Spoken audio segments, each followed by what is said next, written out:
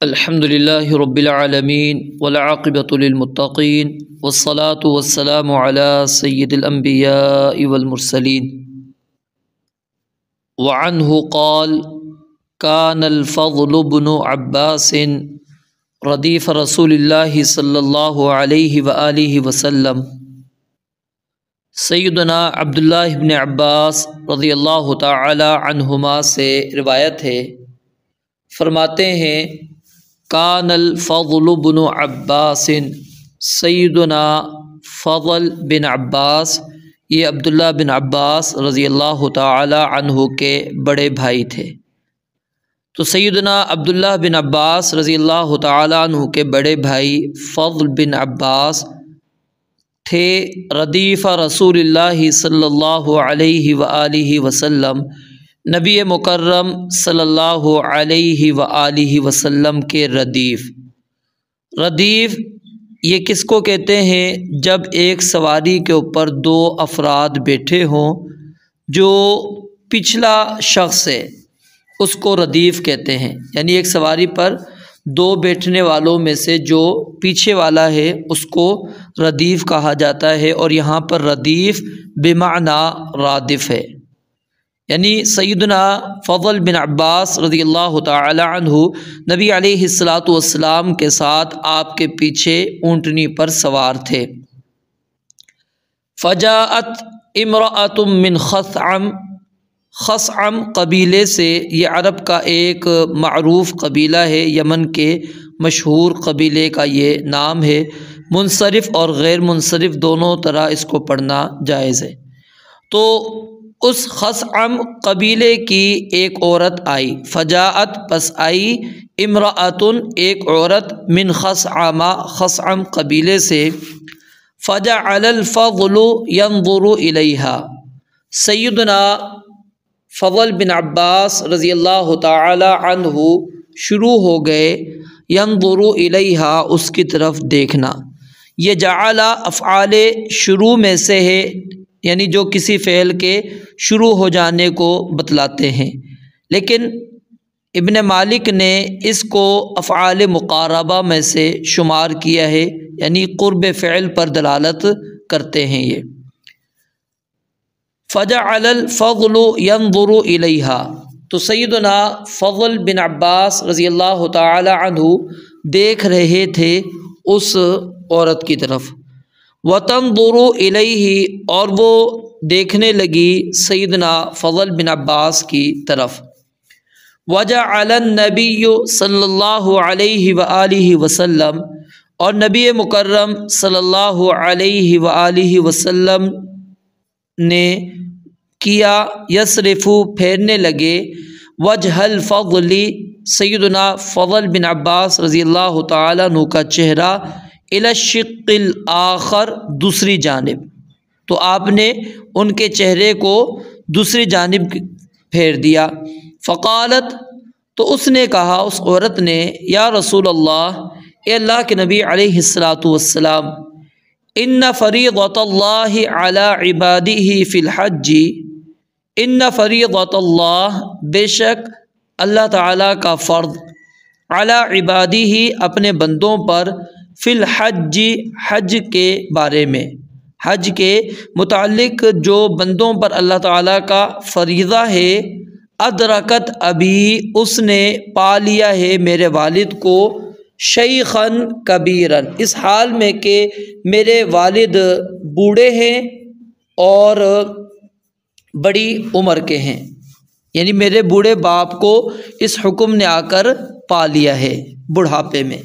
لا یثبت علی الراحلۃ، لا یثبت، نہیں وہ بیٹھ سکتے، علی الراحلۃ، سواری پر۔ افا احج عنہ، کیا میں حج کر لوں ان کی طرف سے؟ قال نعم، تو نبی مکرم علیہ السلام نے فرمایا کہ ہاں تم ان کی طرف سے حج کر سکتی ہو۔ سیدنا عبداللہ بن عباس رضی اللہ تعالیٰ عنہ بیان کرتے ہیں، وَذَلِكَ فِي حَجَّةِ الْوَدَاعِ، اور یہ واقعہ جو ہے جو اس حدیث مبارکہ کے اندر آپ پڑھ رہے ہیں یہ حجۃ الوداع کا قصہ ہے، حجۃ الوداع کا قصہ ہے۔ متفق علیہ، بخاری اور مسلم کی یہ روایت ہے۔ واللفظ للبخاری، اور الفاظ امام بخاری رحمۃ اللہ علیہ کے ہیں۔ سب سے پہلے صحابی رسول فضل بن عباس رضی اللہ تعالی عنہ، ان کا مختصر سا تعارف آپ کو بتلا بھی دیا، مزید بتلا دیتا ہوں کہ سیدنا فضل بن عباس رضی اللہ تعالی عنہما یہ نبی مکرم صلی اللہ علیہ وآلہ وسلم کے چچا زاد بھائی تھے۔ ان کی والدہ کا نام ام الفضل لبابہ الکبریٰ بنت الحارث الہلالیہ، نہایت حسین و جمیل خوبصورت تھے، اور معرکہ حنین میں آپ کے ساتھ یہ ثابت قدم رہے، اور نبی مکرم علیہ السلام کو غسل دینے میں بھی یہ شریک تھے۔ سیدنا عباس رضی اللہ تعالیٰ عنہ کی اولاد میں سب سے بڑے یہی ہیں۔ جہاد کے لیے شام تشریف لے گئے، اور ان کے متعلق کہا جاتا ہے کہ طاعون امواس کے سال اردن کے قریب 18 ہجری میں ان کا انتقال ہوا، اور بعض کہتے ہیں کہ یہ یرموک کے دن شہید ہوئے، اور بعض نے ان کے بارے میں یہ کہا ہے کہ دمشق میں وفات انہوں نے پائی، جبکہ ان کے جسم پر نبی مکرم صلی اللہ علیہ وآلہ وسلم کی چادر موجود تھی۔ اب اس حدیث مبارکہ کے اندر جو مسئلہ بیان ہوا ہے اس مسئلے کی طرف آپ غور کیجئے۔ اس حدیث کے اندر قصہ بیان کیا گیا حجۃ الوداع کا۔ حجۃ الوداع اس حج کو کیوں کہا جاتا ہے؟ کیا نبی مکرم، پہلے تو اس چیز کو سمجھ لیجئے، کیا نبی مکرم صلی اللہ علیہ وآلہ وسلم نے زندگی میں ایک ہی حج کیا ہے یا آپ نے کئی حج کیے ہیں؟ یعنی آپ علیہ السلام کا ایک حج کرنا ہی ثابت ہے یا پھر کئی حج کرنے کا ثبوت ملتا ہے؟ پہلی بات کہ رسول اللہ صلی اللہ علیہ وآلہ وسلم نے آخری جو حج کیا ہے وہ حجۃ الوداع کا حج ہے، یہ آپ کا آخری حج ہے۔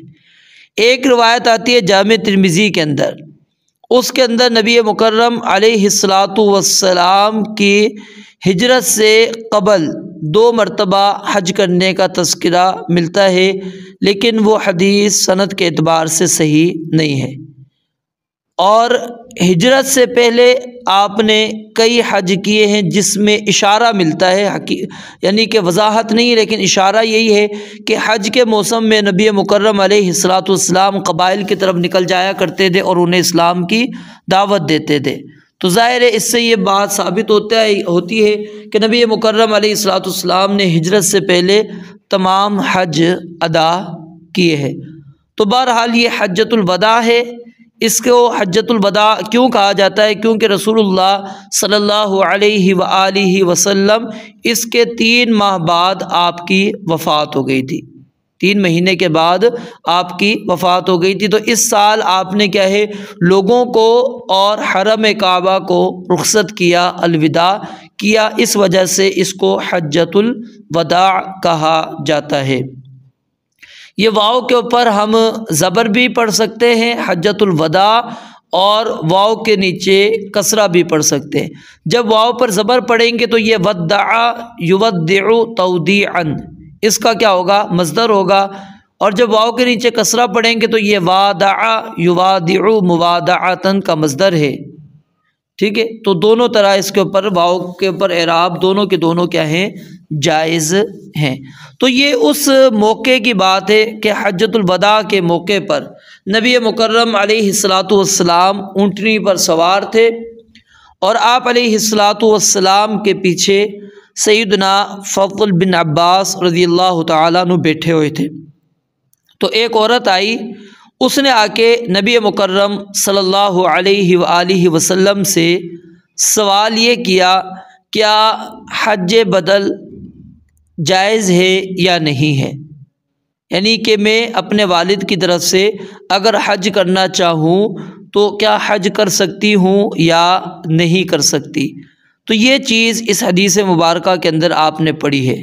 تو یہاں پر جو مسئلہ ہے وہ آپ ساتھ ساتھ میں سمجھتے جائیے کہ اس حدیث مبارکہ کے اندر جو بنیادی طور پر مسئلہ ذکر کیا گیا وہ یہ ہے کہ جب زندہ آدمی اگر معذور ہو اور اس کی صحت کی امید نہ ہو تو اس کی جانب سے حج بدل جائز ہے۔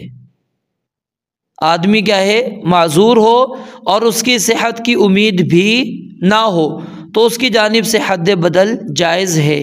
اور اس حدیث سے کئی مسائل نکلتے ہیں، اب ہم ان مسائل کی طرف آتے ہیں اور ساتھ میں مزید وضاحت بھی کرتے چل جاتے ہیں۔ پہلا تو مسئلہ اس حدیث مبارکہ سے یہ ثابت ہوتا ہے کہ اگر جانور میں طاقت ہو تو اس پر دو آدمی بھی سوار ہو سکتے ہیں، جیسا کہ نبی مکرم علیہ الصلوۃ والسلام آپ کے ساتھ سیدنا فضل بن عباس رضی اللہ تعالیٰ عنہ بھی اسی اونٹنی پر سوار تھے۔ اور دوسری بات کہ نبی علیہ الصلوۃ والسلام کی یہاں سے تواضع، عاجزی، انکساری اس کا ثبوت ہوتا ہے کہ آپ اشراف اور سربر آوردہ جو لوگ ہیں ان کو اپنے ساتھ سواری پر بٹھانے کے بجائے جو قوم کے چھوٹے بچے ہوا کرتے تھے یا غلام جو آزاد کردہ ہوا کرتے تھے ان کو آپ اپنے ساتھ بٹھایا کرتے تھے، جیسا کہ عرفہ سے مزدلفہ کو جاتے ہوئے آپ نے اپنے ساتھ سیدنا اسامہ بن زید رضی اللہ تعالیٰ عنہ کو بٹھایا تھا، جو آپ کے کیا تھے؟ آزاد کردہ غلام سیدنا زید بن حارثہ کے بیٹے تھے۔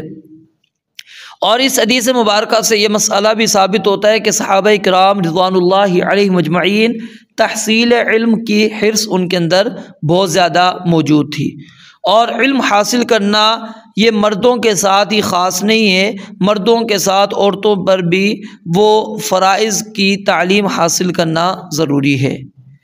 اور یہاں سے یہ مسئلہ بھی ثابت ہوتا ہے کہ اجنبیہ کو دیکھنا ناجائز ہے۔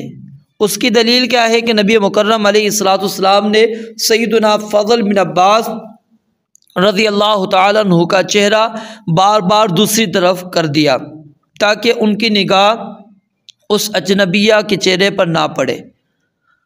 البتہ کچھ علماء اس حدیث کو یہ دلیل کے طور پر پیش کرنے کی کوشش کرتے ہیں کہ اجنبیہ جو ہے وہ اجنبی مردوں کے سامنے اپنے چہرے کو کھول سکتی ہے، لیکن یہ دلیل ہرگز بھی نہیں بن سکتی، کیونکہ پہلی بات تو یہ کہ ہو سکتا ہے کہ اس وقت نبی مکرم صلی اللہ علیہ وآلہ وسلم اور سیدنا فضل کے علاوہ کوئی دوسرا آس پاس موجود ہی نہ ہو، اور دوسرے اگر لوگ بھی وہاں پر موجود ہوں، ٹھیک ہے، تو پھر بھی کیا ہے؟ احتمال آ گیا، تو قانون یہ ہے کہ اذا جاء الاحتمال بطل الاستدلال، جب احتمال آ جاتا ہے تو استدلال کیا ہو جاتا ہے؟ باطل ہو جاتا ہے، تو محتمل کو محکم کی طرف لوٹانا کیا ہو جاتا ہے؟ واجب ہو جاتا ہے۔ تو مذکورہ حدیث اجنبیوں کے سامنے عورت کے چہرہ کھولنے کے جواز کی دلیل نہیں بن سکتی۔ زیادہ سے زیادہ ہم یہ کہہ سکتے ہیں کہ یہ حکم احرام والی عورت کا ہے، کیونکہ احرام کی حالت میں عورت کے لیے چہرہ چھپانا ضروری نہیں ہے، بلکہ چہرے کو وہ کھلا رکھے گی۔ ہاں، جب اس کے سامنے اجنبی مرد وغیرہ آ جائیں گے تو پھر وہ کیا ہے؟ اپنے چہرے کو ڈھانپے گی، ان سے چھپا لے گی، ویسے کیا ہے؟ اپنے چہرے کو کھلا رکھے گی۔ اور جہاں پر فتنے کا اندیشہ ہو تو وہاں پر تو چھپانا کیا ہے؟ بالاولیٰ واجب ہو جائے گا۔ اور اسی طرح اس حدیث مبارکہ سے یہ مسئلہ بھی ثابت ہو گیا کہ برائی کو ہاتھ سے بدلنا مشروع ہے، جیسا کہ نبی علیہ الصلوۃ والسلام نے اپنے دست مبارک سے سیدنا فضل بن عباس رضی اللہ تعالیٰ عنہ کا چہرہ دوسری جانب کر دیا۔ اور جب آپ ہاتھ سے کسی منکر کو روک رہے ہیں تو وہ حکم دینے سے پہلے بھی یہ کرنا جائز ہے۔ آپ نے یعنی سیدنا فضل کو یہ نہیں پہلے کہا کہ آپ اپنے چہرے کو ادھر پھیر دیں، بلکہ آپ نے ہاتھ سے یا آپ نے پھیر لیے، یہ بھی یعنی اس کا جواز ملتا ہے۔ اور یہاں سے مسئلہ بھی ثابت ہو گیا کہ عورت کی آواز کا پردہ نہیں ہے، عورت مرد سے مسئلہ پوچھ سکتی ہے۔ اور اسی طرح یہاں سے مسئلہ بھی ثابت ہو گیا کہ حج فرض ہونے کے لیے بدنی جو قوت ہے یہ شرط نہیں ہے، یعنی جس کے پاس مال ہو، چاہے اس کو قدرت بدنیہ حاصل ہو یا نہ ہو، اس پر حج فرض ہوگا، کیونکہ جب اس خثعم قبیلے کی عورت نے آ کے نبی مکرم علیہ الصلاۃ والسلام کے سامنے کہا کہ ان فریضۃ اللہ علی عبادہ فی الحج ادرکت ابی شیخا کبیرا، کہ میرے والد کیا ہے بہت ضعیف، کمزور، بے حد بوڑھے ہو چکے ہیں، ان پر حج فرض ہو گیا۔ تو نبی علیہ الصلاۃ والسلام نے یہ نہیں کہا کہ تم ان کو سواری پر باندھ دو، وہ اگر بیٹھ نہیں سکتے تو باندھ کر ان کو حج کرا دو، نہیں، بلکہ آپ علیہ الصلاۃ والسلام نے کیا کہا کہ تم اگر اس کی طرف سے حج کرنے کا ارادہ کرتی ہو تو تم کر سکتی ہو۔ تو یہاں سے ایک تو مسئلہ یعنی یہ بھی معلوم ہو گیا کہ بدنی جو طاقت ہے یہ ضروری نہیں ہے۔ آپ کو شرائط حج میں نے پیچھے بتلا دی تھی کہ حج کے وجوب کی شرائط کتنی ہے؟ 5 ہیں، تو وہی شرائط ہیں، اس کے اندر یہ من استطاع الیہ سبیلا کے اندر بدنی جو قوت ہے یہ شامل نہیں ہے۔ اچھا، اور اسی طرح عورت مرد کی طرف سے حج بدل کر سکتی ہے، اور عورت کی طرف سے یا مرد کی طرف سے یا ایک دوسرے کی طرف سے یہ کرنا جائز ہے۔ اور لفظ نعم یہ جواب کے کیا ہوتا ہے؟ قائم مقام ہوتا ہے۔ اس کی دلیل کیا ہے کہ انہوں نے پوچھا، آپ نے فرمایا کہ نعم، ہاں تم حج کر سکتی ہو اس کی طرف سے۔ اور مناسب کیا ہوتا ہے کہ جب آپ کوئی واقعہ کوئی قصہ بیان کر رہے ہیں، اگر اس کی طرف آپ اشارہ کر دیں تو اس سے کیا ہوتا ہے؟ تاریخ کا تعین ہو جاتا ہے، پھر پتہ لگ جاتا ہے کہ یہ ناسخ ہے، منسوخ ہے، یا کب کا یہ واقعہ ہے۔ جیسا کہ انہوں نے کیا کہا، وَذَلِكَ فِي حَجَّةِ الوداع، یہ حجۃ الوداع کہنے سے یہ واضح ہو گیا کہ یہ حجۃ الوداع کے موقع پر یہ کیا نام ہے معاملہ پیش آیا تھا جو نبی علیہ الصلوۃ والسلام سے اس نے سوال کیا۔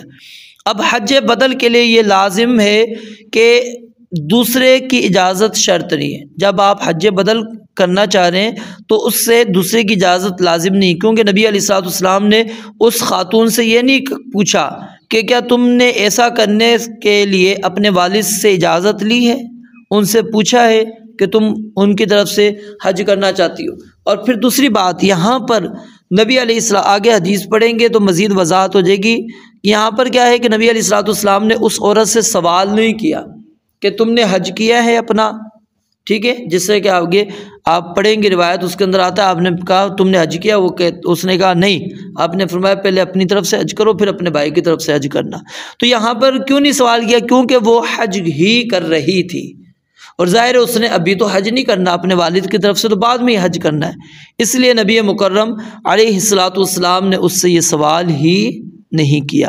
تو یہاں سے جو مسئلہ ثابت ہو گیا وہ کیا ہے کہ ایسا شخص جو حج اس کے اوپر واجب ہو چکا ہے لیکن وہ اب کسی ایسی مستقل بیماری یا بڑھاپے کی وجہ سے وہ حج کی طاقت نہیں پاتا، تو اس کی طرف سے حج بدل کیا ہے؟